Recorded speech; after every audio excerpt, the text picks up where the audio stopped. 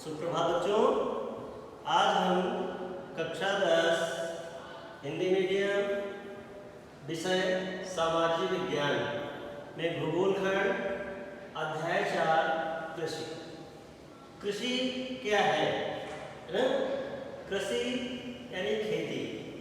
ठीक है, आप देखते हैं प्राचीन काल से हमारा जो जीविकोपार्जन का साधन थे, हमारे जो जीविकोपार्जन का साधन थे वह थी कृषि, है ना।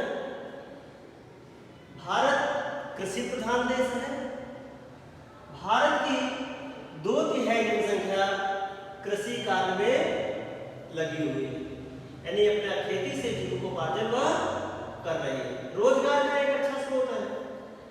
भारत के किसान को अन्नदाता भी कहा जाता है, क्योंकि यह सभी के भरण पोषण के लिए अनाज को पैदा करता है। कृषि प्राथमिक क्रियाओं का सबसे प्रमुख उदाहरण है। प्राथमिक क्रियाएं यानी जैसे अनाज का उत्पादन करना, पशुपालन, है ना। तो जो प्राथमिक क्रियाएं शुरुआत जो खेती से हमें सीधे प्राप्त होती हैं, अनाज वगैरह, ये प्राथमिक क्रियाएं होती हैं। द्वितीय क्रियाएं भी हमें, द्वितीय क्रियाओं में उद्योगों के लिए हमें कच्चा माल भी इसी खेतों से प्राप्त होता है। जैसे सूती वस्त्र उद्योग के लिए हमें कपास प्राप्त होता है, ठीक, कच्चा माल, रबड़, खाद्य प्रसंस्करण, इत्र, चीनी, चाय और कॉफी, ये ऐसे उद्योग हैं द्वितीय क्षेत्र के, जिनको कच्चे माल की प्राप्ति कृषि से ही होती है, प्राथमिक उत्पादों में। ठीक, इसके बाद देखते हैं हम कृषि के प्रकार। कृषि के बेटा 3 प्रकार हैं।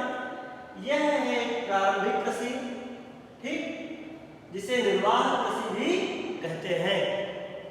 गहन कृषि, गहन कृषि जहाँ जनसंख्या ज़्यादा है जिन क्षेत्रों में, वहाँ पर एक ही वर्ष में, ठीक है, 2 फसलें या 3 फसलें पैदा की जाती हैं, उसे कहते हैं गहन कृषि।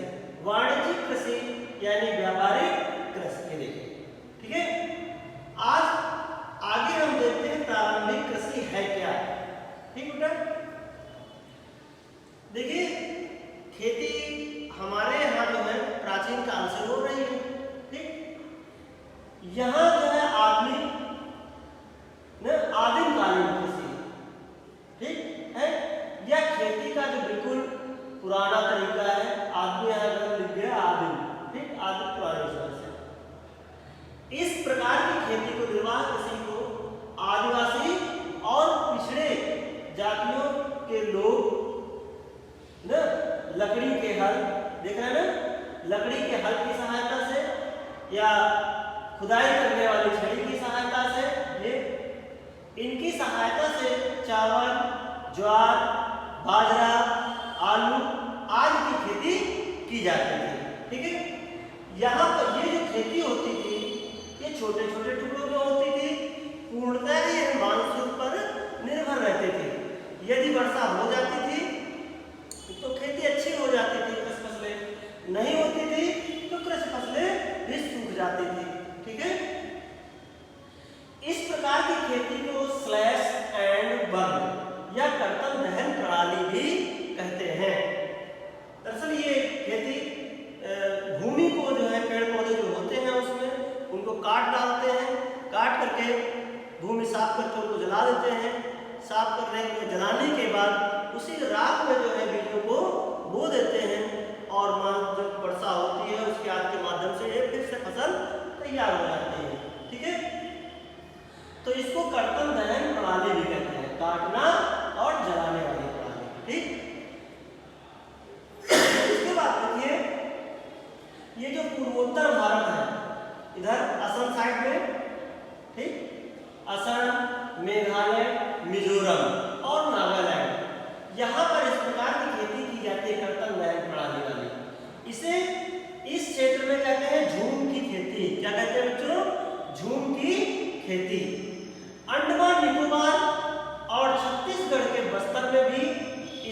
दीपा कहते हैं। क्या दीपा।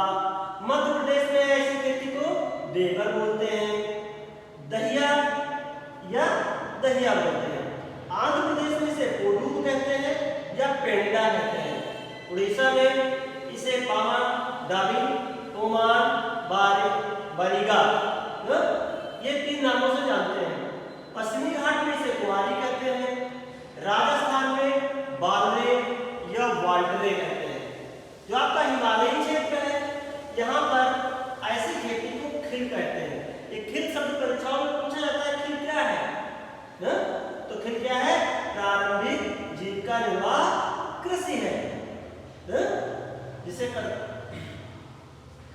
झारखंड में इसे कुरबा और मणिपुर में इसे पालमू कहते हैं। इस खेती को ब्राजील यानी अन्य देशों में भी जो होती है, ब्राजील में इसे कहते हैं रोका, ठीक। मैक्सिको और मध्य अमेरिका में पिल्मा, वेनेजुएला में कोनको, अफ्रीका में मसोले, इंडोनेशिया में लदान और वियतनाम में ऐसी खेती को रे कहा जाता है। ये देखिए प्रारंभिक खेती, इसको काटते थे, जलाते थे और फिर वहां पर बीजोरोपण करते थे, ठीक। यहाँ पर ये देखिए हल। अब आगे देखते हैं दूसरी जो खेती थी आपकी गहन कृषि खेती, ठीक। गहन जीविका कृषि, क्योंकि जनसंख्या तो हमारी बढ़ती है लेकिन उसके अनुसार खेतों का विस्तार नहीं हो पाता है, क्योंकि क्षेत्रफल एक सीमित है। तो ऐसी अवस्था में क्या होता है, किसान उन्हीं खेतों में अधिक पैदावार करने का प्रयास करते हैं, ठीक। तो गहन जीविका कृषि में खेती नवीन वैज्ञानिक तकनीकी, जैविक रसायनों, उर्वरकों व सिंचाई के विभिन्न साधनों के द्वारा ऐसी खेती की जाती है। यह खेती हमारा पंजाब, हरियाणा, उत्तर प्रदेश, बंगाल, पश्चिम बंगाल, बिहार भी है और इन असम, ये मैदानी भाग ब्रह्मपुत्र का, ठीक।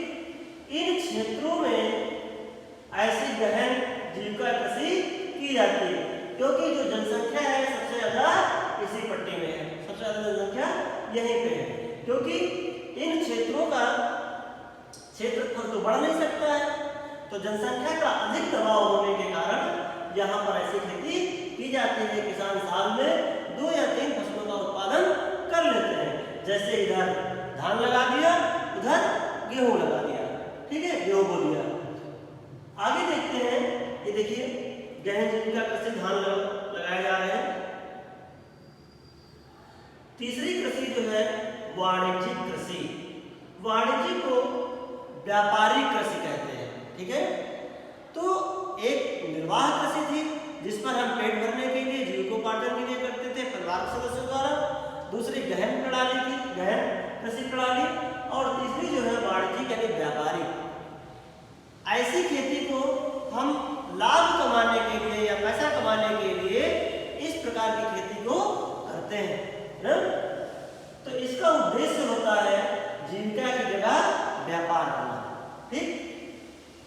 इसमें क्या होता है, अधिक पैदावार करने के लिए आधुनिक मशीनों, अधिक उपज देने वाले बीजों, रासायनिक उर्वरकों और कीटनाशकों का प्रयोग किया जाता है, ठीक।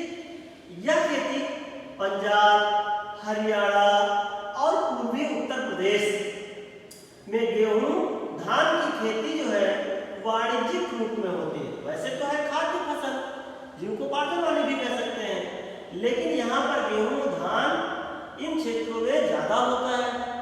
तो लोग क्या करते हैं, इसको व्यापारिक रूप में भी फसल का उत्पादन करते हैं, इसको बेच देते हैं, ठीक। जबकि यही बिहार में आकर जाइए तो यही धान और गेहूं की जो कृषि है वह सिर्फ जीविका के रूप में होती है, वह अपना खाने भर का इसको बोते हैं, ठीक। अब देखिए जैसे टमाटर है, ये सब क्या है, ये व्यापारिक वाणिज्यिक कृषि है। अब देखिए रोपण कृषि, रोपण कृषि भी एक प्रकार से, यह भी वाणिज्यिक खेती का ही प्रकार है। इसका भी उद्देश्य क्या है, इसका भी उद्देश्य है व्यापार करना, ठीक।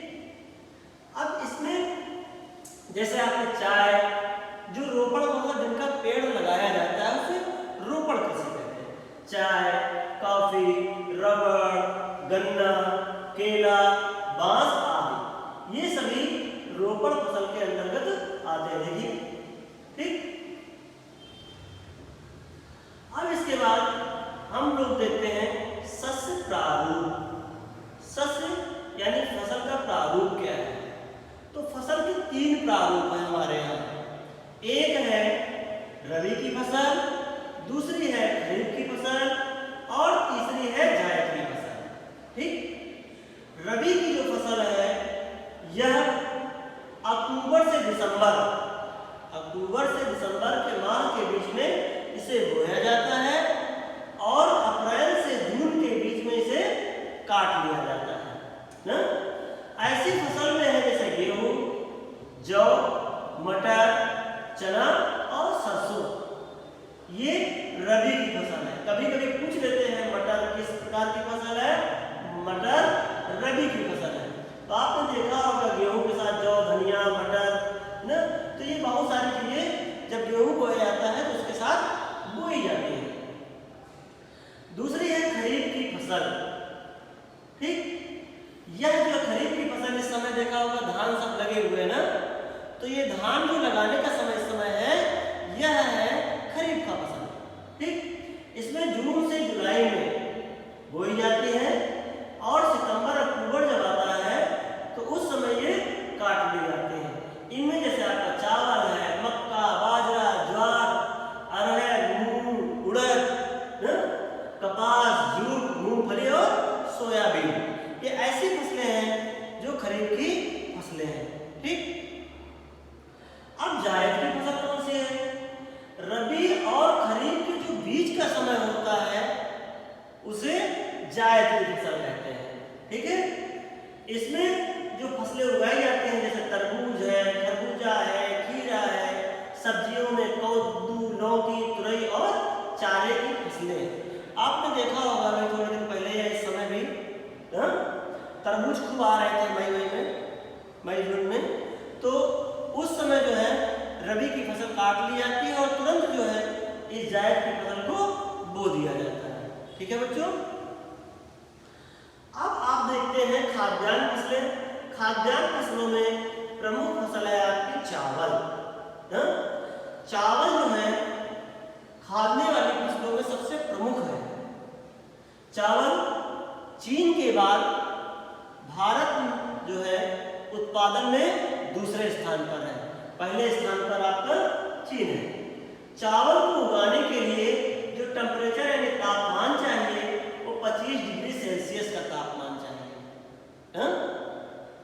और इसके लिए वर्षा 100 सेंटीमीटर से अधिक हो।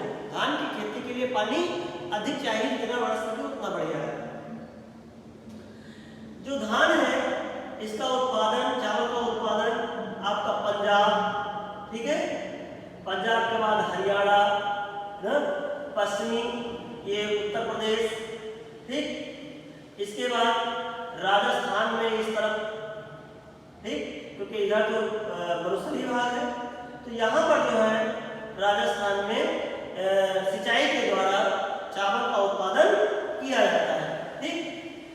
अब चावल उत्पादन के लिए जो मिट्टी चाहिए वह मिट्टी दोमट हो और चिकनी हो। चिकनी इसलिए कहा जाता है कि उसमें पानी ज्यादा देर तक रुके। अगर बलुई मिट्टी होगी तो उसमें पानी नहीं रुकेगा और धान की जो पौध होगी वह अच्छी तरीके से पैदा नहीं होगी और नष्ट हो जाएगी। ठीक। अब देखिए धान का जो प्रमुख क्षेत्र है और गौण क्षेत्र कौन कौन से हैं? हम देखते हैं प्रमुख क्षेत्र में क्या है। जैसे आपका पश्चिम बंगाल, पश्चिम बंगाल चावल उत्पादन में सबसे भारत में प्रथम राज्य है, प्रथम स्थान पर। ठीक है। इसके बाद बिहार में भी कुछ मात्रा में है, उत्तर प्रदेश भी है, ये तटीय क्षेत्र असम वगैरह में भी है। दूसरा गेहूं, दूसरी खाद्यान्न जो फसल है वो हमारी गेहूं है। यह भारत की दूसरी सबसे प्रमुख खाद्यान्न फसल है। गेहूं उत्पादन में भी भारत दूसरे स्थान पर है, पहले स्थान पर चीन है। गेहूं उत्पादन में भारत का जो उत्तर प्रदेश राज्य है यह प्रथम स्थान पर है। पंजाब में प्रति हेक्टेयर की दर से ज्यादा उत्पादन होता है, लेकिन उत्तर प्रदेश का क्षेत्रफल अधिक है, यहाँ पर गेहूं ज्यादा होता है। ठीक, गेहूं को उगाने के लिए 10 से 15 डिग्री सेल्सियस के तापमान की आवश्यकता होती है और इसे काटने के लिए 35 से 40 डिग्री तापमान चाहिए। वार्षिक वर्षा 50 से 70 सेंटीमीटर, यानी धान से इसमें काफी कम पानी की आवश्यकता पड़ती है। इसके लिए जो मिट्टी हो हल्की दोमट मिट्टी चाहिए। ठीक है, इसके जो उत्पादक राज्य हैं यह आपका पंजाब, ठीक है, पंजाब के बगल में हरियाणा, उत्तर प्रदेश, बिहार और राजस्थान का यही भाग देख रहे हैं, राजस्थान और मध्य प्रदेश। इन भागों में, इतने भाग में गेहूं की पैदावार सबसे ज्यादा होती है, जिसमें उत्तर प्रदेश प्रथम स्थान पर है और हेक्टेयर की दर से पैदावार में पंजाब प्रथम स्थान में है। ठीक, अब हम आगे देखते हैं। देखिए, रोपड़ फसल कह सकते हैं या व्यापारिक वाणिज्यिक फसल कह सकते हैं इसे, या अन्य फसलों में भी इसे कहते हैं। अन्य फसलों में देखिए गन्ना, गन्ना जिससे चीनी बनती है। गन्ना जो भारत है, गन्ना उत्पादन में भारत ब्राजील के बाद दूसरे स्थान पर है। पहले स्थान पर ब्राजील है, पहले भारत था लेकिन अब ब्राजील हो गया। ठीक, चीनी की कटोरा क्यूबा कहते हैं। भारत में जो सबसे ज्यादा गन्ना का उत्पादन होता है वो प्रथम स्थान पर है आपका उत्तर प्रदेश। ठीक, महाराष्ट्र में भी गन्ना होता है, लेकिन यहाँ का गन्ना जो है रसीला बहुत ज्यादा होता है। उत्तर प्रदेश का गन्ना रसीला कम होता है, लेकिन पैदावार मतलब उत्पादन सबसे ज्यादा होता है।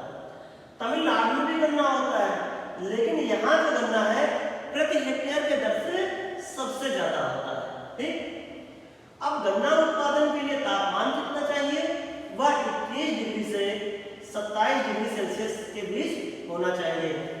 वार्षिक वर्षा आपकी 75 डिग्री से 100 सेंटीमीटर तक होनी चाहिए। जलवायु उष्ण एवं आर्द्र होनी चाहिए, गर्म हो और वह आर्द्र नमी से युक्त हो। उत्तर प्रदेश और महाराष्ट्र में सबसे अधिक गन्ना उत्पादन होता है। इसके अलावा कर्नाटक, तमिलनाडु, आंध्र प्रदेश, तेलंगाना, बिहार और पंजाब, हरियाणा, ये ऐसे राज्य हैं जहां पर गन्ने का उत्पादन होता है। ठीक, उत्तर प्रदेश, बिहार, महाराष्ट्र, कर्नाटक, आंध्र प्रदेश में भी होता है, तमिलनाडु, लेकिन प्रमुख क्षेत्र ये है। ठीक, अब इसके बाद देखते हैं रोपड़ फसल में पेय फसल। ठीक, देखिए चाय जो है ये ऐसा माना जाता है कि इसको अंग्रेज भारत लेकर के आए थे, विलियम बेंटिंग।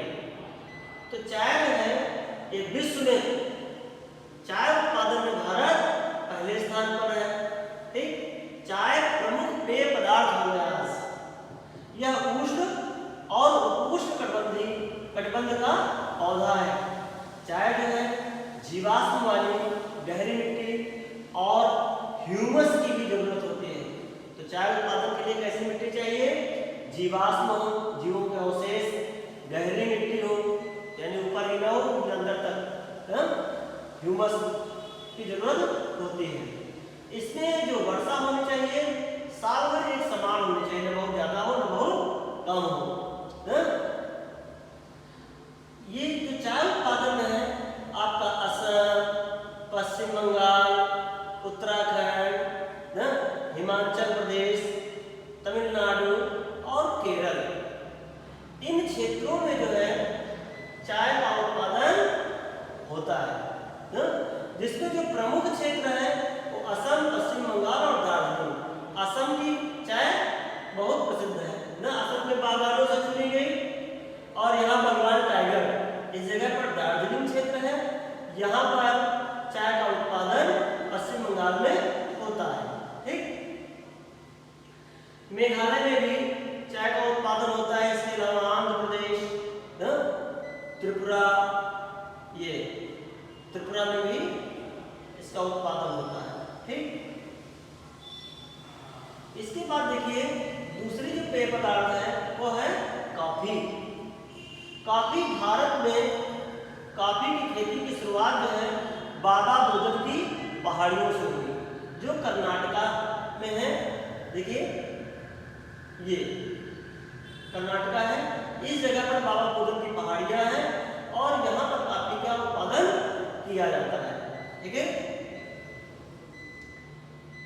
इसका जो है मुख्य रूप से उत्पादन नीलगिरी की पहाड़ियां है ना के आसपास होता है। नीलगिरी की पहाड़ियां कहाँ है? ये कर्नाटका केरला के बीच में, यहीं से तमिलनाडु से होते हुए नीलगिरी की पहाड़ियां हैं। यहाँ पर जो है कॉफी की खेती की जाती है। भारत में जो कॉफी बोई जाती है वो ये अरेबिका किस्म की बोई जाती है। देखिए कॉफी इन्हीं के बीजों से कॉफी तैयार की जाती है। अब देखते हैं कपास। कपास जो है यह रेशेदार फसल है।